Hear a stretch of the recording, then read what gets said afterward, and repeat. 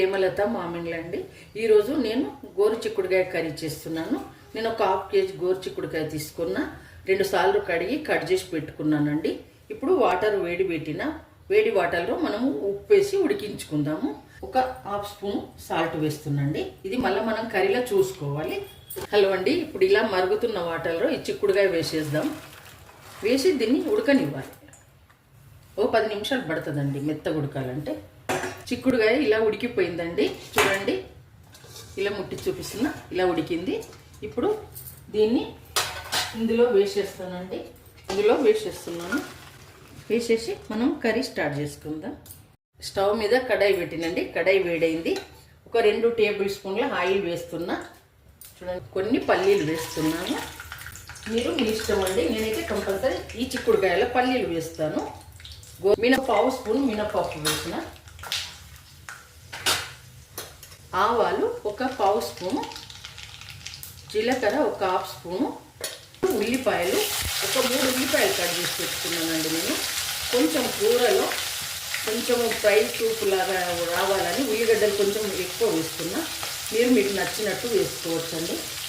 ఇందులో వాటర్ గిట్ట ఏమి వేయం కదా, ఉల్లిగడ్డలాగా కొంచెం సూప్ లాగా ఉండాలని చిటికెడు సాల్ట్ వేస్తున్నా. ఉల్లిపాయ వేగడానికి మనం చిక్కుడుకాయలో కూడా సాల్ట్ వేసుకున్నాం కదా, ఇవన్నీ మనము గుర్తుంచుకోవాలండి. ఇవన్నీ మనం గుర్తుంచుకొని కర్రీ వేసేటప్పుడు చూసుకొని వేసుకోవాలి. చిటికెడు ఇంగువ వేస్తున్నానండి. నేను ప్రతి వంటలో వేస్తా. హెల్త్కు చాలా మంచిది, కర్రీ కూడా టేస్ట్ ఉంటుందని.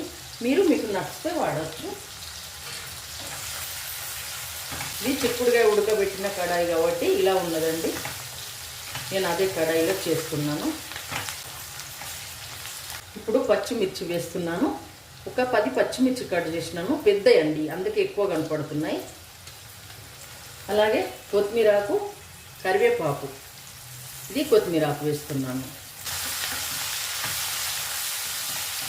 హలో అండి, వీడియో చివరి వరకు చూడండి, మధ్యలో స్కిప్ చేయకండి.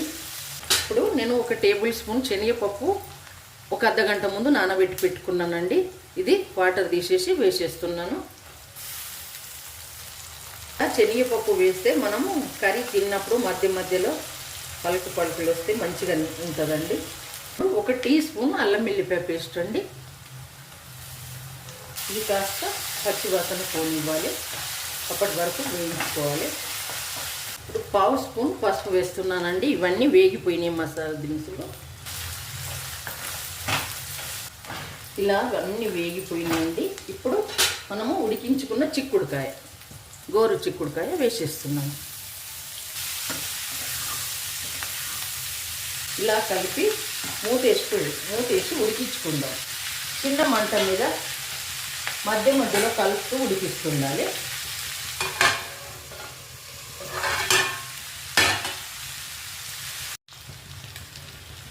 హలో అండి, చిక్కుడుకాయ ఇలా వేగిపోయిందండి. ఇప్పుడు మనము ఇందులోకి ఉప్పు కారం వేద్దాము. పచ్చిదనం పోవాలని ఇంతసేపు దీన్ని ఆయిల్లో కొంచెం మగ్గనిచ్చినాను. ½ స్పూన్ కంటే కొంచెం ఎక్కువ అండి, టేబుల్ స్పూన్ తోటి కారము. చూస్తున్నారా, ½ స్పూన్ కంటే తక్కువ అండి. టేబుల్ స్పూన్ తోటి ½ స్పూన్ కంటే తక్కువ, సారీ టీ స్పూన్ అండి సాల్ట్ పడుతుంది. మీ టేస్ట్కి తగ్గట్టు మీరు వేసుకోవచ్చు. ఇప్పుడు వేయించి పెట్టుకున్న నువ్వుల పొడి అండి, ఇది 1 టీ స్పూను. జీలకర్ర పొడి కొంచెమే, ఒక ½ స్పూన్. ఇవన్నీ వేసేసి మనము కలుపుదాం. ఇప్పుడు గోరు చిక్కుడుకాయ కర్రీ రెడీ అయిపోయిందండి. ఇలా చూడండి, మనం ఎంత వేసినామో ఎంత తగ్గిపోయిందో.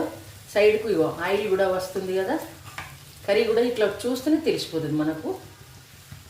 రెడీ అయిపోయిందండి. ఇప్పుడు గుమ్మలాడే గోరు చిక్కుడుకాయ కర్రీ రెడీ అయిపోయిందండి. ఇప్పుడు కొత్తిమీర ఆకు వేసి ఆఫ్ చేస్తున్నానండి. కొత్తిమీర ఆకు, కొంచెం కరివేపాకు కూడా వేస్తానండి. మీరు మీ ఇష్టం, నేనైతే వేసేస్తున్నాను. ఇది చాలా బాగుంటుందండి. మీకు నచ్చింది అనుకుంటా. నచ్చితే లైక్ చేయండి, షేర్ చేయండి, కామెంట్ చేయండి.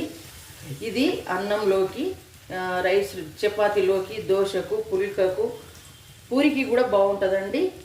మనకు ఎటువంటి రైస్కైనా, వైట్ రైస్, బగారా రైస్, పులిహోర, ప్రతి రైస్కు ఎటువంటి రైస్కైనా చాలా బాగుంటుందండి. మీరు ఒకసారి ట్రై చేయండి. మరొక వంటతోటి రేపు మీ ముందుకు వస్తానండి. వీడియో చివరి వరకు చూడండి.